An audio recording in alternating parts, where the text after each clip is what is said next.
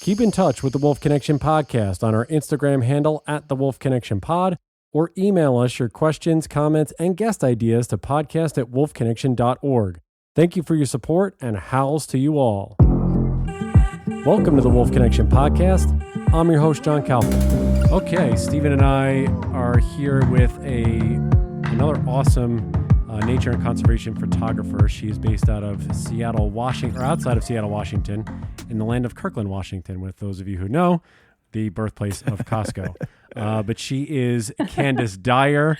Candace, Stephen and I have been looking at your photos for quite some time. Really glad that you were open to coming on the podcast with us to really share some images and go through your process. How's everything going for you up in the Pacific Northwest? It's going great. Thanks for having me on.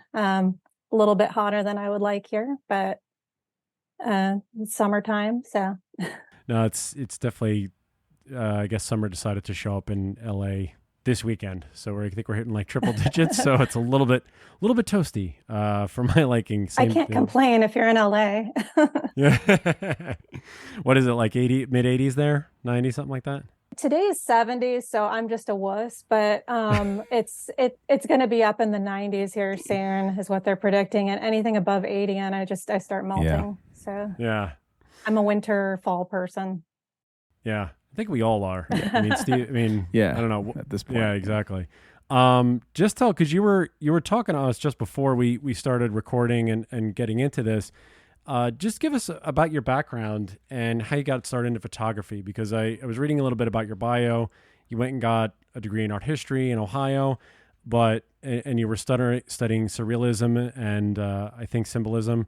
How did that all play into you ultimately getting to photography and being in this incredible genre with a lot of these individuals who we've spoken to, and the way you're able to capture photos? At the time, I didn't even own a camera, I don't think, when I was in college. It was, I feel old, but this was in the early 2000s. And I had a love for nature, but I didn't know that I would end up loving photography like I do now at the time. So what I think really helped steer me in that direction was ultimately moving to the Pacific Northwest. But when growing up in Ohio, I was lucky to have parents, especially my dad, made an effort to ensure that we spent time outdoors in the parks. I'd go hiking with them a lot. And every year we went camping to the Alleghenies. That's in Pennsylvania. So my love for nature very much stems from that sort of upbringing. And my parents, not to steer off topic, my parents were actually both recently out here. And I took them on a proper tour of Olympic National Park. They've been to Mount Rainier before. It was the first time they had been to a temperate rainforest, seen starfish, sea anemones, sea stacks. So I feel like me kind of giving that back to them because of the way they brought me up is, I'm so happy I can do that for them. But to go back to your question, I didn't know I was going to fall in love with photography at the time. I knew that I enjoyed art and art history. It was more because of a professor I had who made things really interesting and kind of didn't go by the rules or the book. He didn't just, we weren't just staring at a textbook all day long. He made you think. He wanted you to actually critically think about these images you were looking at. And I think the one way it really relates to photography for me, that I make the connection is there's a school of artists called the Hudson River School that we learned about. Have you heard of them? No, please explain. So they're all about working with light. And specifically, there's one artist named Albert Bierstadt, who I remember seeing his works up on the screen when we were learning about these artists.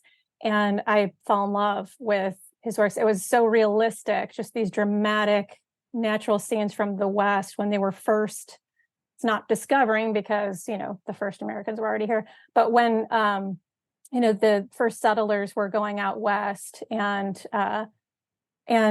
seeing these places like Yosemite and Yellowstone and the Tetons and they were blown away. So these artists decided that they would depict them in a way that really made people think that I think it was brilliant, because they realized these places need to be protected. And so in a sense, they were actually the first conservationists in terms of artists, because they were making a case for why these places shouldn't disappear. Because we knew that people were going out west and cutting down trees and settling and wiping out wildlife. And so Bierstadt especially saw some of these places, and he depicted Native Americans in a lot of his scenery, and was showing people, these places are special. We need to preserve these places. And that was, I think, part of what really drew me into that aspect, is because then I saw these places in person out in the Pacific Northwest. And that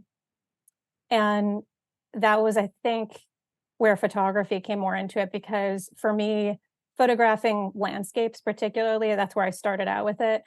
It's always been more about the light and sort of more of the drama with it. And I have been told that my landscape photographs have more of like a painterly sort of, I don't know how true that is, but I would say that probably, somewhere in my subconscious, it plays out from that background, if that makes sense. And that's a really long answer to your Totally question. Oh, it's fine.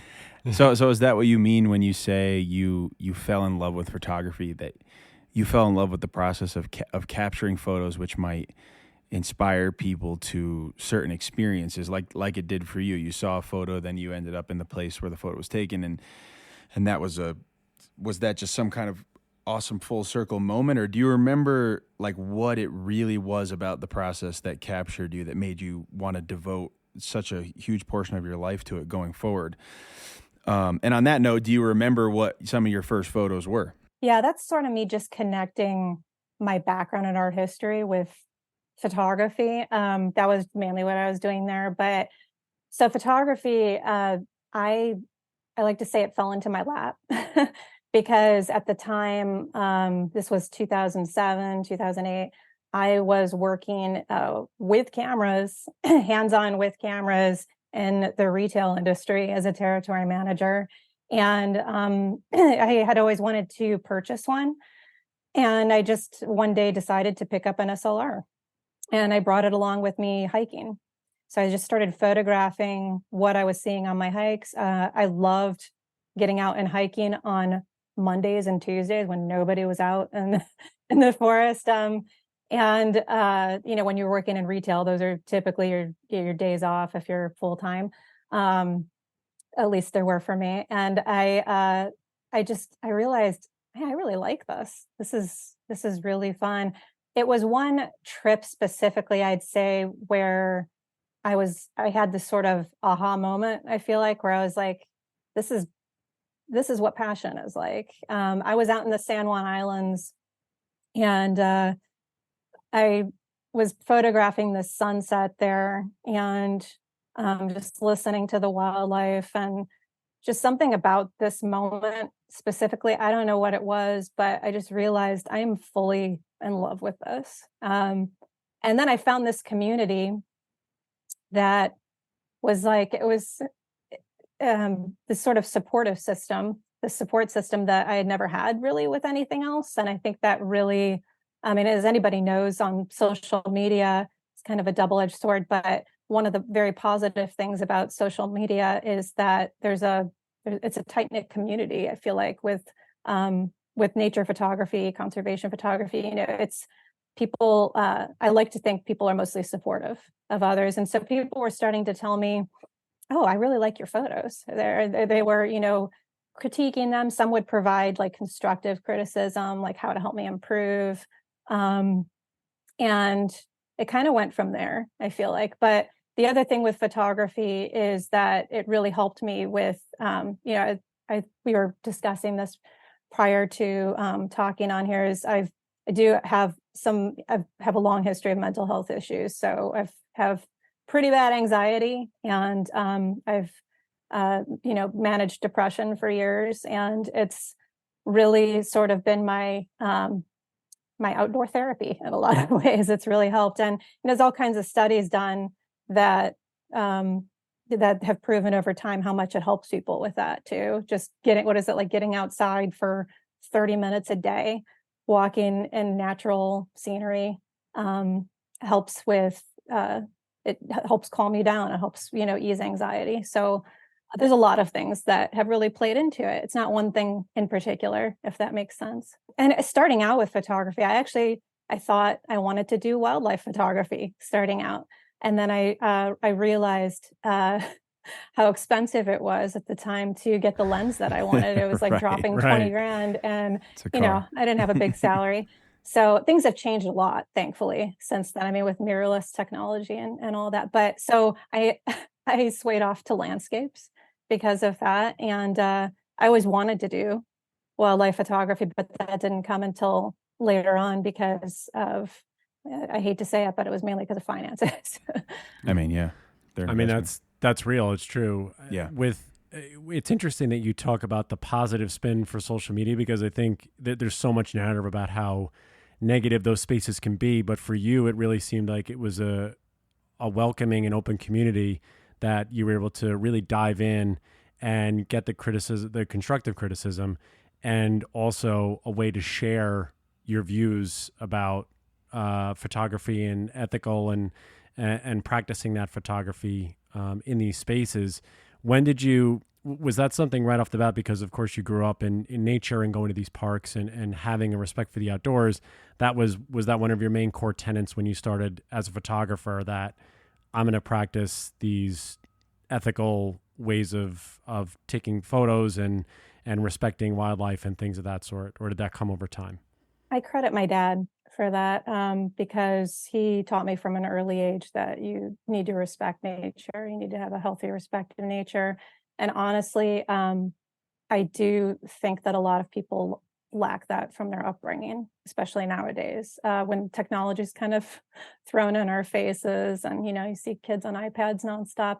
It makes sense to have that to a certain degree, but I think it's really key to have that early on in your upbringing.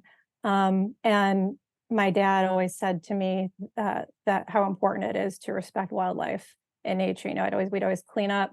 If there was a place we went to that had trash, if we had a bag with us, we'd pick up the trash. If there was wildlife around, it was too close, we'd back away.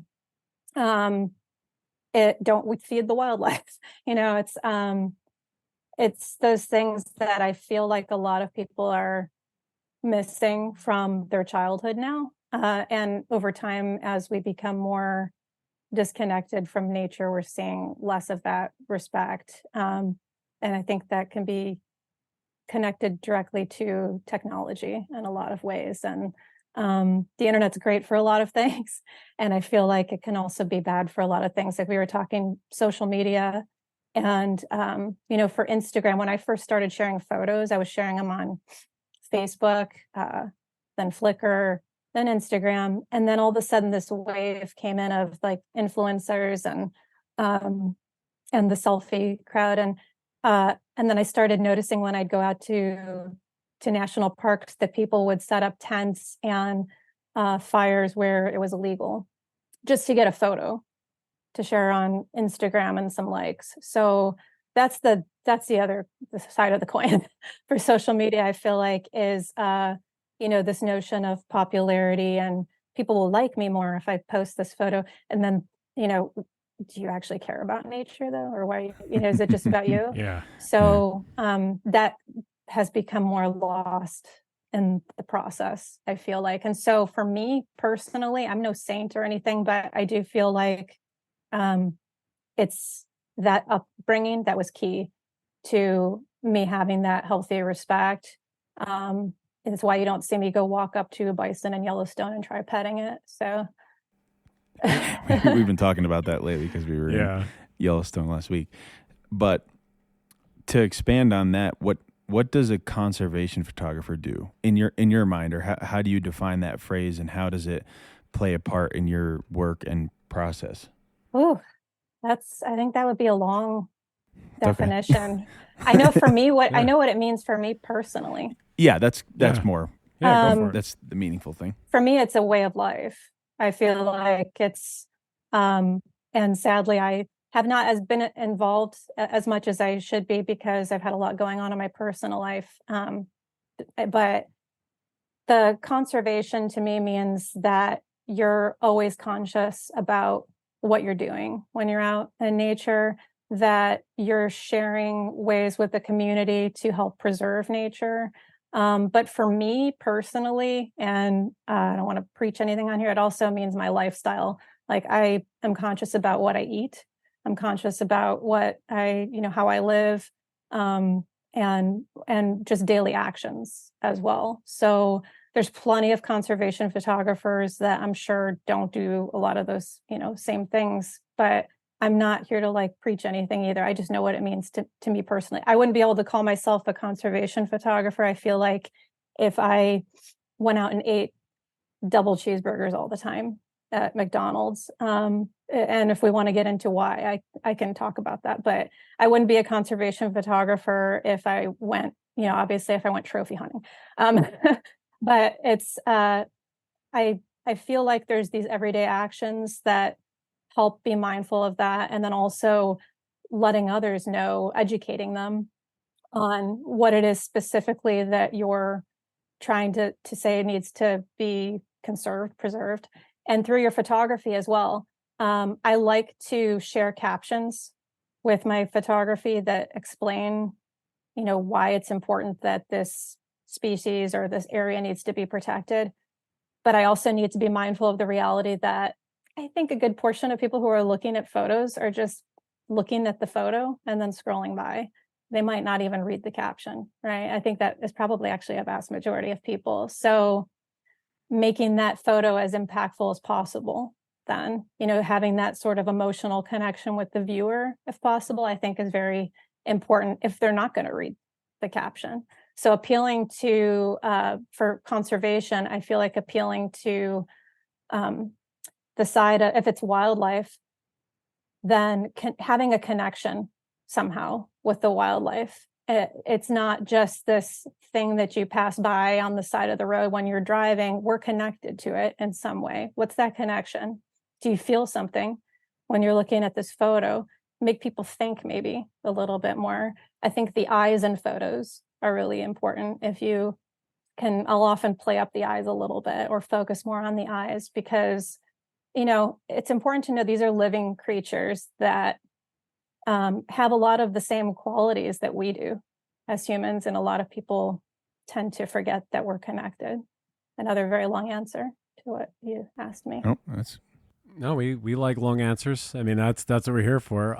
I know, and we appreciate that because it's, for the most part, I think, no, I know everybody who we've had who's done photography that we've interviewed is really taking a lot of the same stance that the ethical photography and the conservation side really, it seems to be going more hand in hand with those of you that take it as a craft, as opposed to, like you said, those that are going out and just getting it for likes or getting it for approval or some sort of influence. It's really about what's going to be best for the landscape, what's going to be best for the animal in that situation. Like Stephen mentioned, we were in Yellowstone recently, and when you see individuals running after, say, bears, it doesn't to baby bears to get a photo for whatever that may mean. It doesn't really strike you as they're in it for the right reason, or why are they running to get that photo? So I think, the biggest part of conservation photography that I just kind of skimmed over, I think, is being educated and educating others on whatever topic it is you're discussing. Because once you get into that realm where you're talking about why something should be protected, you're going to get people who argue with you. You're going to get people who say, no, you're wrong. No, this is stupid. And usually not always, but a lot of times the comments are just very brief, or I've had some really angry hunters and, wolf hunters specifically come at me, ranchers. And I think what I'm learning over time is, depending on what it is you're talking about, you really need to try to find some sort of middle ground if it exists, because you're never going to persuade the people who are very hardcore set on one way of thinking. And that's again why I feel like appealing to the emotional side in the photographs is so important and making that connection.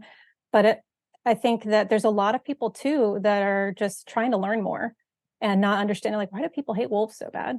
Like, or why is this going on? Instead of just, this is what I was told by my parents. This is what we grew up with on the ranch. This is all I know. This is what I learned.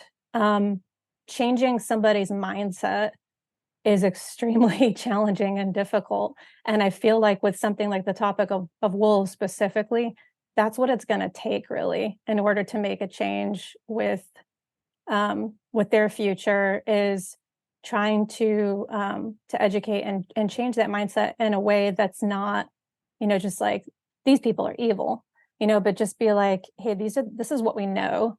And this is what we can do to help change and adapt. It's more like progressive, forward thinking versus yelling at each other, because that's not going to accomplish anything. So education is so important.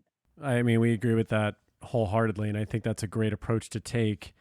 And I mean, with that, because you sent us 4 really amazing photos. I think some of them on your website, and we're going to obviously promote all that stuff when we get further down the line. But I mean, we just, I'm going to throw one out here that I'm looking at right now that you sent over, which was the gray wolf, Wapiti Lake.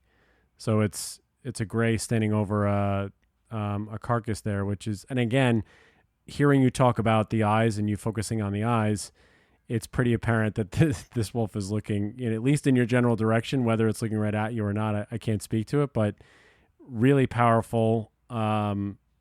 Seems like we're in winter, fallish area with some of the rain, but just go through this photo. What was it like to capture this?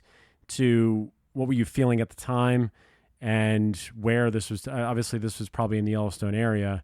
But what feelings or emotions or things conjure up here as you set the stage for how this photo was shot and ultimately taken by you? So this photo was taken in early October, a few years ago. And I always feel weird when I start talking about it, because I feel like people who spend a lot of time searching for wolves or photographing wolves in Yellowstone would not like me for this, because it was sheer luck that I came across this.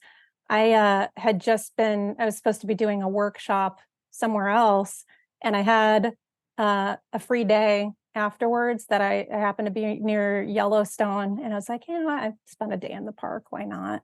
And I was like, it's only one day, but I've got some time to spend. So my idea was I was going to go in the park, go down by the geysers and maybe photograph them and some wildlife, go into the park early in the morning. I see some elk sitting out in a field, and I just decide to keep going. And then maybe like half hour, 40 minutes into the park, I see ranger lights flashing on the road. And I was like, well, you know what that means? Usually it's a bear or something, right? Coyote. So I just thought it was going to be like maybe a bear, or I've seen many bears, coyotes.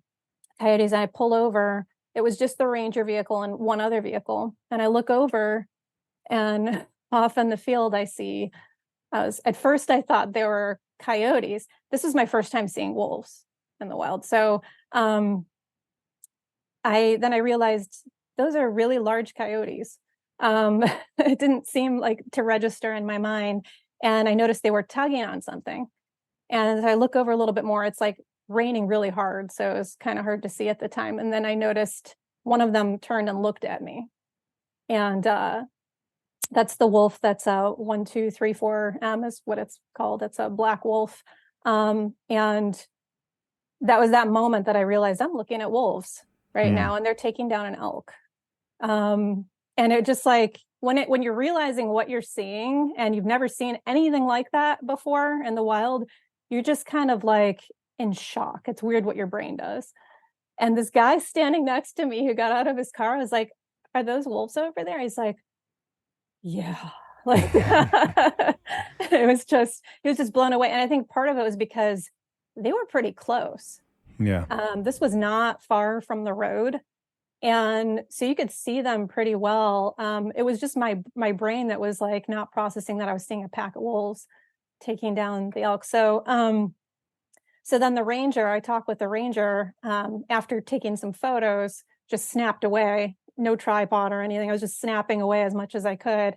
And the ranger was like, "Yep, soak it up while you can, because we're probably going to have to move that carcass." And so I was like, I just drove in like 40 minutes and I can't believe what I'm seeing. I had one day to spend here and I'm seeing this. He's like, "You just won the lottery, girl." And I was laughing so hard. Wow. So that was my first time seeing wolves like that in the wild taking down. I mean, I can't even describe the feeling of it, because it's everything that I had witnessed growing up, watching nature documentaries. It was like I was watching that for real right in front of me. It's like as raw and just as intense as you can imagine.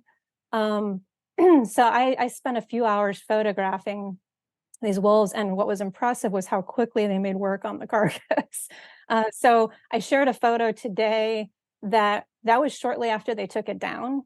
I shared a photo today on Instagram where you can see like most of the elk still there. They had just taken it down.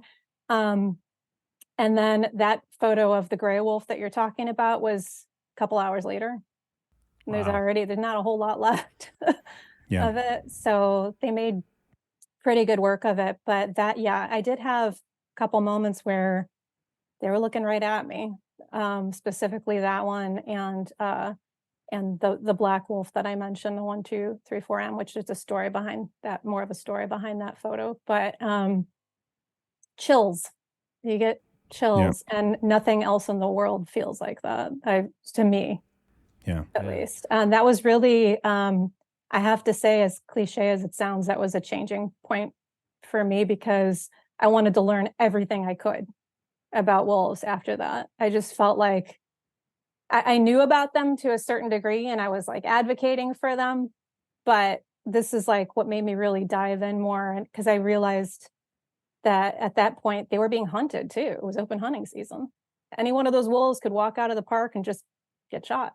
Yeah, it gives you another healthy respect, I think, of what they're capable of, and really a mirror into ourselves. We've mentioned this a bunch, is that just, and I'm looking at them side by side now and I'm realizing that it is the same. It's you said it's the same carcass, and it almost looks like all you did was basically flip the photo and just put one from gray to black, but it's obviously they're two different wolves. What is the black one eating? His heart?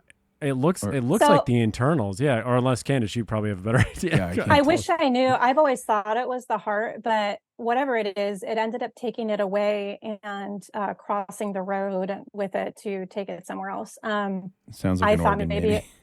It was a major organ of some sort. Wow. But it just the look in its eyes, and it was surreal. Like I can't describe that feeling. And this was all, I feel really lucky that I was able to capture most of it before it became Disney Yellowstone and everybody was, coming over to the side of the road, because sure enough, within an hour and a half, 2 hours, there was crowds of people, and then they ended up having to clear people out.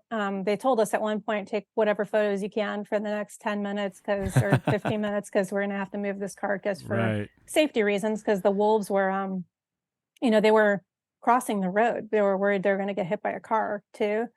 So I shot what I could. And at one point, I actually just left before they even said that you should, just because it was crazy. Like, there was too many people at that point. So I felt really lucky to have witnessed everything when it was first going down. Yeah. We won a similar lottery once upon a time last year. When we were in the park, we must have been there for like an hour or something like that. And we saw the hunt in process, like down a steep hill, just the whole pack taking down an elk. Actually, it's in one of our episodes if you want to go recap, but essentially it was the whole pack was after. They're after pronghorn first. Yeah, one of them decided it was a good idea to go after a pronghorn, which I assume now was a younger wolf, right? Because I don't know I think older wolves would know, hey, that's not worth the time because those things are cheetahs, So they were after a pronghorn and then diverted last minute towards a group of elk, and within like seconds it seemed like there was a big bull elk. I mean, it took no time at all. So that was a really successful hunt. But yeah, we definitely have seen. I mean, the eyes of viewers is just like their eyes are popping out of their heads when they see that. Rightfully so. But so is that how it usually works for you? You're driving around the park or wherever you happen to be, and you just capitalize on what's right in front of you, or do you generally plan your days out? I mean, just describe your process of finding wildlife. In a lot of cases is hard. I know in Yellowstone it's easier than at other places, but do you have a process like that, or how do you set yourself up in terms of the pre-planning to be at the right place at the right time to get these types of intimate photos of wildlife? It's so much easier with landscapes as far as that goes, because you can check the weather, right? But and it's not always accurate for the weather, especially in the mountains that create their own weather. But for wildlife, that's part of what I love so much about it, is you don't know what's going to happen. Like, you can research as much as you want and try to track them down, but it doesn't mean they're going to be there. That it takes dedication, it takes patience. And that's part of why I have so much more respect for wildlife photography than I think pretty much any other, type of photography, is because it's not easy. If you're actually photographing them in the wild, that is, some people obviously aren't telling the truth, and, we'll go to game parks or whatnot. But if you're respectful and actually studying them and trying to learn their behaviors and where they're going to be, then you're more likely to have that kind of luck. I've been for, as far as wolves go, I've gone back now with a group called Wolf Tracker, who you're probably very familiar with, and Yep. they all communicate with each other in teams, and so that helps a lot. But they're working with people who, the wolves there's some that have radio collars, they can track them, so they know more where they're going to be there. So if you can track an animal because it's collared, that obviously makes it less, challenging. But I mean, animals that are more elusive or critically endangered, that can obviously be more challenging. I photographed foxes earlier this spring, and I photographed them for several years now, here in Washington State. And I have a good general idea of where they're going to be, but it varies every year in terms of where, they're going to choose to den or hang out. So I found them again this year, but it's because you've been out there enough and you've talked with other people who are in the area too, doing the same thing. So it's having that community knowledge. Hopefully that makes sense. I think it's a combination of different things. Yeah. What was it about? Because you said there was a shift in your wanting to learn more, educate yourself more about wolves. Taking those photos shifted something in you. So what were the next steps that happened for you once you went back, saw the photos that you took, and knew that this was an animal that I wanted to learn as much as humanly possible about? And what was the repercussions of you learning that and going out subsequently to photograph wolves after that? I tried to become a sponge. Just tried to soak in everything I could read about them, what other people who had studied them over the years had witnessed. I tried to learn about what the wildlife biologists had studied, specifically in Yellowstone. And I tried to learn the other side of it from the rancher's perspective too. That came later. My problem is that I become overly passionate sometimes, and I think it's important to try to keep a level head where you're keeping the facts in mind that you're absorbing. I tried to absorb as much knowledge as I could and then use that for advocacy, just partnering with different nonprofits. I went to go try to help.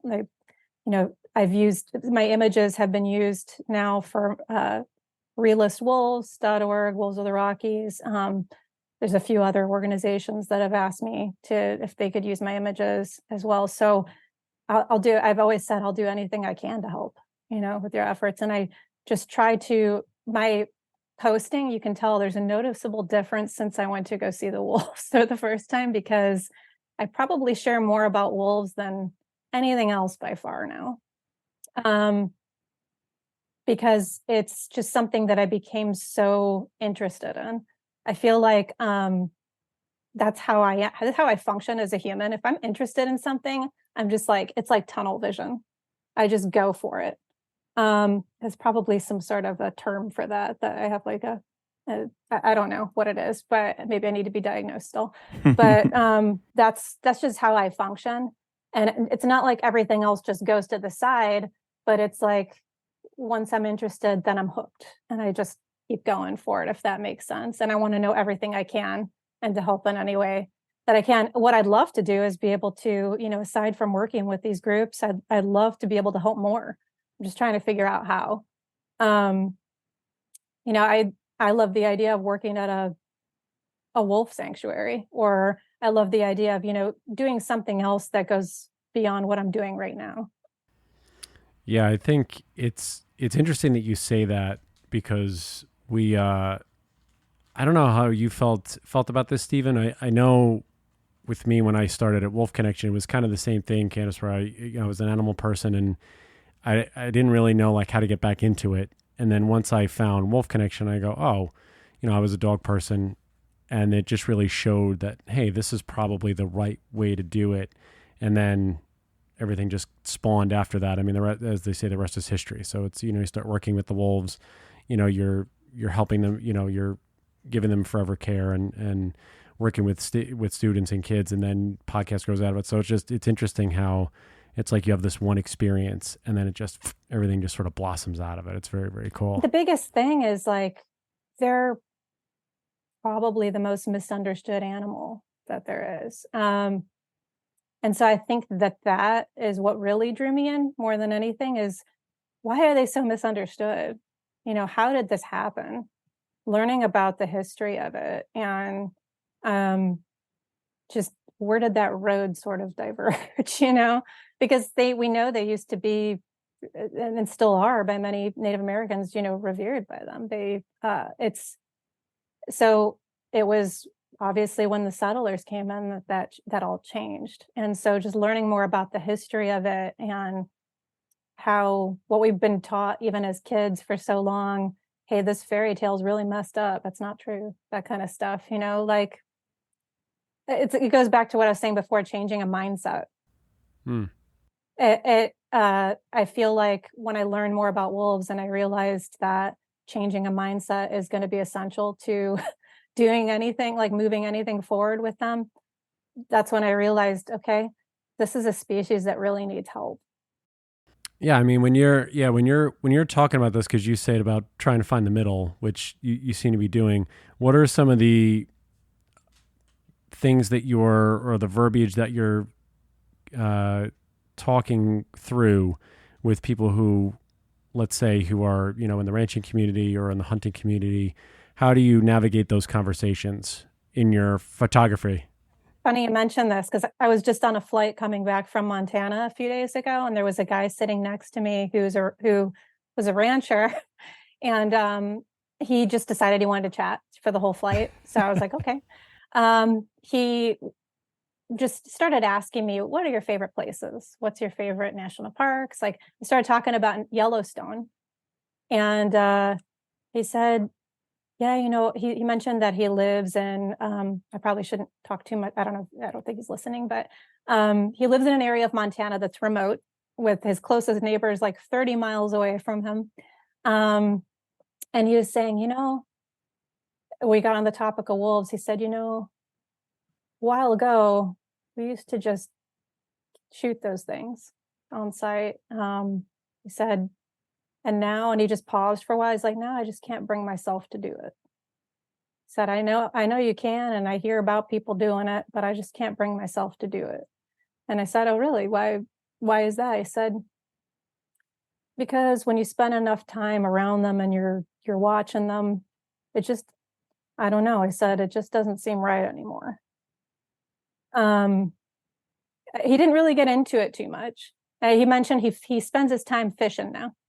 He's like, that's where he's like, I'm spending my time fly fishing. He was talking about how he was going to be going up to Alaska, to some home he has up there, and he was going to go fishing. But apparently, what I got from that is that over time, people can, obviously people can change, can have a change of heart. But I feel like while he didn't get into it with me, he must have had a change of heart for some reason. He told me about how he would have a solo wolf come into his place sometimes and that he would just watch it. So my guess is that something happened there. He had some kind of experience that made him realize, okay, I can't do this to this kind of creature anymore, right? Yeah, it reminds me of a saying, words don't teach, meaning, you can be lectured for hours about something, but the reality is you really have to have some kind of experience to really integrate a thing. Yeah, it's another experience I've had is talking with, I had shared an image, a few images from Yellowstone, and a guy who's a rancher up in Alberta commented on the photos and was telling me that he was talking about the non-lethal measures that he's starting to take to make it so that he can coexist with the wolves up there. And he said, people think I'm crazy up here, but it works. And I said, pardon me I hope this doesn't go, across any boundaries here, but I really think it would be a great idea if you wrote an article about your experiences and what you're doing, and maybe thought about, publishing it. I could help you get it published. And so he reached out to me a few weeks ago, and it's probably longer than a few weeks ago, and he told me that he was working on it. He said, "Thank you for the motivation." This is the kind of stuff I feel like needs to happen more, because that's the only way I feel like people are going to change on, when it comes to the ranching community. I mean, there's people who are really trying. There are people who are really trying, and those are the people that it's like, oh my gosh, I want to give you a hug. They're trying. At least they're trying, and people are helping them with funding. I know that much. There's organizations that are helping them take the measures to implement non-lethal, type of measures to make it so that there's not just killing wolves, because we already know that if you just kill them, there's going to be more that come. You're going to end up wiping out the whole pack. It's no solution, right? It's only making things worse. And the guy that I talked with up in Alberta realized that. So he knew that it was smarter to adapt. Yeah, I think there's, and I'm sure we got done in Yellowstone. We're at the Yellowstone Wolf Summit, and it seems as though there's a little bit more shift in optimism in terms of meeting in the middle, or wiping away as Garrick Dutcher said on one of our podcasts we just posted, that really wiping away the barrier or the border that's between opposing sides, and really just making it a place where everybody can meet in the middle. And for you to share two experiences that you've had, and experiences that you weren't engaging it or making it so they gravitate to you. And I feel like that's something that's starting to happen a little bit more, is the gravitation is happening, because it seems, at least to me, people are, I think, starting to understand or realize that we are a lot more alike than we are different. And I think these are these situations that you're mentioning, that people say, for that individual to go from shooting wolves to now, like you say, go fly fishing now all the time and leave the predators alone. That's a massive shift personally to happen, especially when, like you say, there's a lot of ingrained messaging and mythology that comes with people, whether you're on one side or the other. So it's really powerful to see that. And clearly your photos are stirring that up in people. I mean, how does that make you, when you look at that and you get those comments, what does that show for you? Does it say the work I'm doing, is it a byproduct of, just a natural byproduct now that you're seeing, that more people are engaging on a more positive or more middle ground way? It's the best sort of feedback when somebody says, like, I thought about this differently, um, or if they give me feedback about how they're trying to change their ways, or even just they're thinking more about it because of something that I shared. That's the best sort of feedback. That, or wow, this really moved me in some way. That's really the best sort of feedback, is because somebody can tell me, wow, I love the lighting here, or I love the composition. But that used to, I mean, it does mean a lot to me. That used to be like the highest form of flattery to me, is that kind of thing, until I got more into conservation photography. Now it's just like, you care more about people caring about what you're sharing. Yeah. Especially in wildlife photography.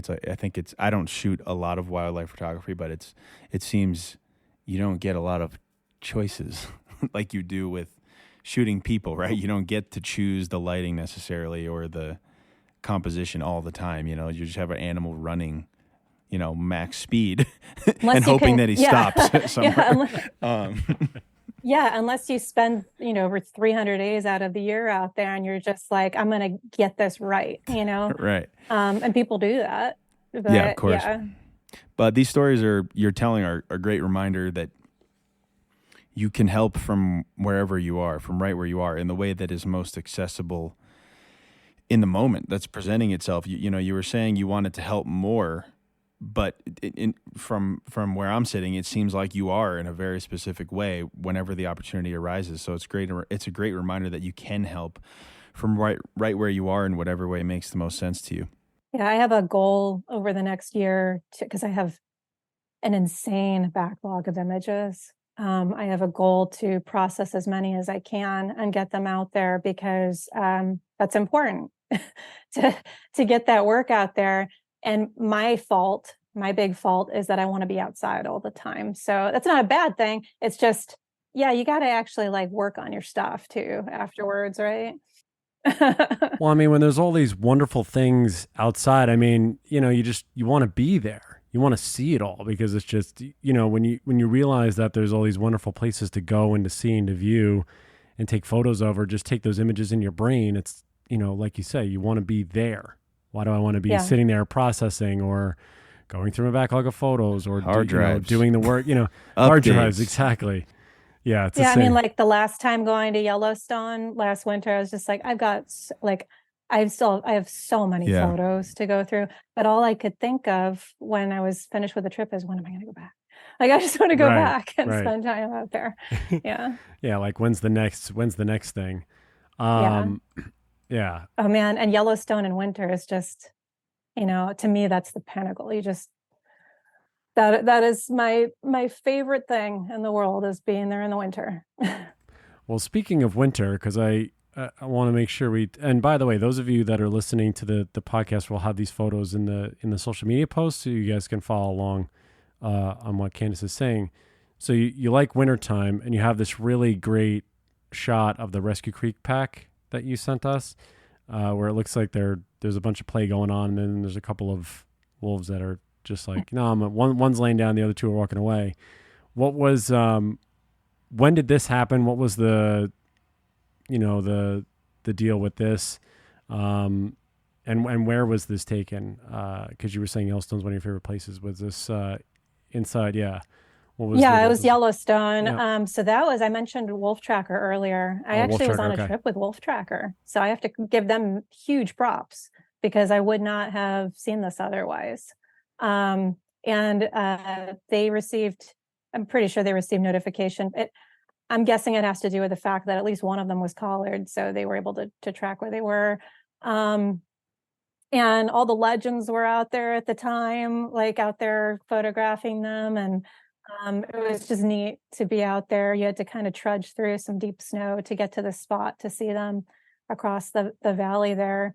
That was actually later on when that one happened. This moment was earlier in the day, and we were driving down the road and happened to spot that, like, little specks off to the side. And I mean, talk about lighting. The lighting was perfect then. It was early morning light. Came to find out that one of their members was killed. I believe it was the day before. They had wandered outside of the park and been killed.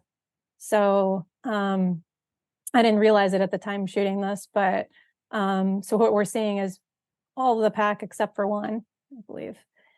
And the reason I like this shot, even though it's kind of far away, it's not as intimate, is because I just loved seeing their natural behaviors in the wild like that. They just looked like they were having a blast. They were probably mourning as well, or wondering where their other member was. But they were also just kind of like, we saw them playing around. It was, this was the time of the year. It was in February, early February. So the females are in heat at the time as well. So that was kind of interesting learning about that as well. During breeding seasons, we were witnessing some of the behaviors of that over the few days that we were out there. During a different incident later in the day, when we were out there, we saw the same pack, and one of the males was trying to look like they were trying to mate with one of the females who was already taken, and the one was not having that. It ended up, there's actually, I think Wolf Tracker shared a video clip of it where you could see the one is putting it in its place, like, get away. So it's just really interesting to see the behaviors. It's fascinating, and I recommend to anybody. I will promote them on here. If you want to see wolves in Yellowstone or take a trip and be very educated about wolves, please try Wolf Tracker, because they're amazing people. Yeah, no, we share a lot of their stuff on social too. They're a fantastic company. They do a great job. You were saying you're out with legends. Who are some of the photographers that you? Let's see, if there's one of those moments where you're, I guess, awestruck or starstruck. Do you ever get that when you're out? If you're in a group of photographers, obviously, if you're out by yourself and you're doing your own thing, but is there anything that sort of hits you in a different way when you're around certain individuals or certain photographers, or are you're pretty even keeled the whole way? So when we were out there, I didn't realize later in the day when we came across the group that there was a gentleman that was offering me their scope, to use their scope. And I was using my camera at the time, and it was Rick McIntyre. And I didn't realize it at the time because he was so bundled up, and he just had this huge grin on his face. He looked so happy, and I was like, "Oh, he's so sweet!" Like, asking me. And then I realized afterwards, like, what an idiot! You could have been using his scope, and he offered it to you. And then I felt so bad afterwards. But that was an easy one. So yeah, he was out there, obviously a legend. But when I first started photography, to me, who I really looked up to the most is Art Wolf. I don't know if you know who that is, but he actually has some of the best wolf images I've ever seen too. Art Wolf is a wildlife and nature photographer who, I don't know how old he is now. He's still going strong though. And I've taken a workshop with him before, and as part of the workshop, he let you go to his house and like have this big like gathering and meal together, and you just sat around and he talked about his adventures with everybody, like very down to earth. What I love is when you can meet somebody who inspires you and they're everything you thought that they were going to be, or better or more. And I found that the people that I consider to be legends or inspiring have been the most down to earth people. Humility is huge. Somebody who can be humble like that. And Rick, of course, as you're mentioning, he seems like the most humble guy. And he's just got this brain of knowledge, and I don't think he realizes how incredible he is. Yeah, you're right. And it's great that you've had these experiences, that you've met these heroes or these legends or these people that have influenced you that are very humble and down to earth. And the air of superiority doesn't seem to be there, which is always good to see, because everyone is in their role to help, view, conserve, preserve these species that are here, wolves, bears, everything in general. And it's great that all these causes can be, free flowing and organic, and then we can all coexist on the landscape together without there being any butting of heads or anything like that. So that's so fantastic that is something that you've experienced. You talk about workshops. What are some of the other things that you're offering? Because I know you've had some of that stuff on your website. What are the things that you're trying to pass along as you continue this journey in, wolf photography, conservation photography, to others that may come to you now for advice? Do you see that starting to spin in that direction, where you're the one getting the questions and asking where to go and how to photograph and things of that sort? I have noticed it more, and I'm hopeful that I've been doing workshops since I think 2017 was the first year that I did workshops, and back then it was more centered around group workshops, like not large, but 6 people or so. It's more focused on landscapes.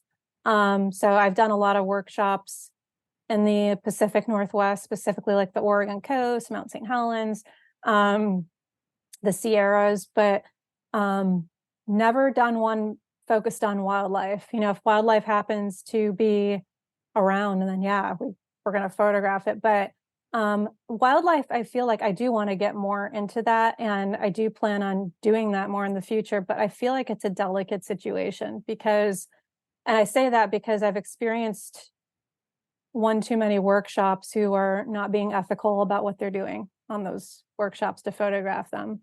And by that, I mean that they're getting too close, or not being respectful of what they're photographing. And also, I think it's more difficult to do wildlife photography workshops because wildlife's unpredictable. So you can't guarantee that you're going to see what it is you want to see and go to the area, but you don't know for sure, if that's what you're going to see. So I think kind of making a workshop around a location, and that generally you've seen this kind of animal in that location, you can do that. But I think being ethical about it's really important. And I think for right now, I'm focusing more on the private workshops and smaller groups, just because I like the idea of having less of an impact on the land. I like the idea of not having, there's people from all walks of life also that you're trying to adjust for. And so you might have somebody who's very advanced in one area and somebody who's a beginner. And I feel like it's easier when you have a smaller group as far as that goes. But I do plan on doing more workshops in the future that revolve more around wildlife. I just have to be smart about planning it. Yeah. As you say, wildlife is constantly moving in those landscapes. They're there all the time, I mean, it's a lot easier if you do a workshop in Yellowstone, right? Like you were saying, you can just kind of, you're going to go around a corner and probably see something, right? Oh, yeah. I mean, Yellowstone is such a unique place in that way, is that you're almost bound to see something that you didn't see even the day before, or even the hour before. I mean, that's what Stephen was saying, is that the morning of, we saw, a pack of wolves basically coming across the landscape, and then we come back a few hours later and they're making a kill on a bull elk. So it's just, you just never know what's going to happen in that park. And I think that's the beauty of it, is that there's so much mystery and there's a lot that's there for everyone to see, but you just never know what's going to happen. The next goal for me is I really want to try to, and this is not easy, I really would love to see coastal wolves. I have spent some time on Vancouver Island on the northern end, and I knew they were there, but I haven't seen them yet. It's a remote end of like the northwestern part of Vancouver Island, and one of the wildest areas you feel like when you're out there. And there are coastal wolves and cougars. I think it's one of the most concentrated areas of cougars in the world up there. So I do plan on spending more time up there. And hopefully the dream is the Great Bear Rainforest as well. That's next on the radar. That's awesome. I mean, definitely keep everybody in the loop of where you're going to be. And I mean, obviously your socials are great. Just tell everybody, Candace, too, where, cause you're going to be doing workshops, give them your website, your handle on IG, where everybody can see these awesome photos, and where they can contact you, so they can either sign up or just keep, themselves in the loop of where you are and where you're taking these awesome photos? I'm mainly active on Instagram. So that's just at Candace Dyar, Dyar.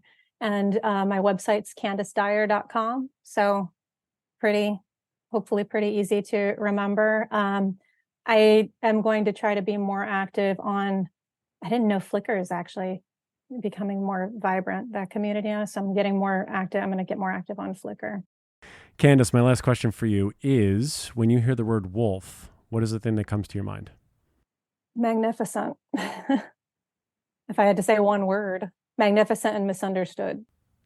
I guess misunderstood's the best word, but they're creatures that I feel like that's the main reason I dove into it so much, became so passionate, is because I'm trying to help people better understand them. I'm trying to better understand them. Still, I'm learning more all the time. They're an ever evolving, species in terms of how we view them and what we're trying to do to help them and protect them. So, and you're one of those people at the forefront of it. So your photography and your messaging is clearly impacting people that you've never met and people that you meet on planes and things like that. So you're clearly doing something right. I probably gave you the most cliche answer imaginable, right? Like you probably had way better answers from people and they're like, what do you think of wolf? And they probably went into this big thing, right? No, we have a lot of one word answers, and I don't know exactly what we're asking for one word. I don't know. I wasn't We kind of sure. just leave it open and it happens either way, right? So Oh, good. Yeah, I mean, they're the essence of the wilderness, I feel like. If you could sum up an animal as what do you think of when you think of wilderness? I would say wolves for sure. That's the one thing. I mean, Stephen has said it probably a couple hundred times. It's just they are the apex. And we interviewed Doug Smith, last week, and it was like he was another hero. I mean, just to hear him say that, and you just know, with somebody who's been working with wolves for 40 plus years, for that to be the resounding word to come from that, you're like, okay, yeah, that makes. Yeah, it's probably no mystery that wild is really the favorite word. I mean, wolves are pack animals. They require a lot of space to disperse and to have productive territory. And I think simply if you live in a place where wolves are thriving, then it's a pretty good marker for wildness. And I'm so happy they're coming back more to Washington, where I live. More people I know of who hiked out in the North Cascades have had encounters now where they've actually seen them, which was unheard of 10 years ago. That's incredible. So, yeah, totally. Mm-hmm. Actually, this is now my last question. Are you going to be going up into the Cascades and try and photograph wolves, or is that something that you're looking forward to? Or I don't know if I'd be able to try to photograph them because there's not enough of them up there yet, I feel like. And the North Cascades, have you been there before? Just curious. But I've heard it's unbelievable. It is known to be, it's coined often as the most rugged of national parks because it's just, the terrain up there is brutal in a lot of areas. I know of areas where it would be good to try and spot them where the packs are supposed to be hanging out. But you'd be extremely lucky to come across one, It's one thing that's interesting though, is they're talking about bringing grizzly bears back there too. So yeah, I love the North Cascades. My favorite is the fall up there. Of course, I'm a big fall person, but you get the almost like neon fall colors up there. And then somebody I know, a fellow photographer, told me they were out hiking and on one trail that I have gone on a few times, and they said, almost 100% sure I saw a wolf at the water's edge. It was a lot bigger, way too big to be a coyote. They just went and took a drink, took a look at them, turned around and left. Let's all go together as a group. We'll backpack for 5 minutes and 6 eyes or more, 8 eyes. But I would love to. I'd love to be able to see them up there, yeah. Another pin on the list, everyone. So Wolf Connection Pod is going to continue to travel. Candace Dyar, thank you so much for sharing your stories, sharing your photos. You're incredible. Yeah, thank absolutely. We will have her Instagram handle, her website in the description so you guys can follow her, look at all her photos. And if you see her on an airplane, talk to her about wolves because she seems to be. That's going to be the new thing. That's going to be the thing for that. Everyone's talking to her on an airplane. Oh my God. Oh, so cool. How's to you all out there? And Stephen, I'll be with you next time. Bye, everybody. Looking for more information about Wolf Connection or the podcast? Please visit our website at wolfconnection.org where you can donate, sponsor a wolf, or become a volunteer.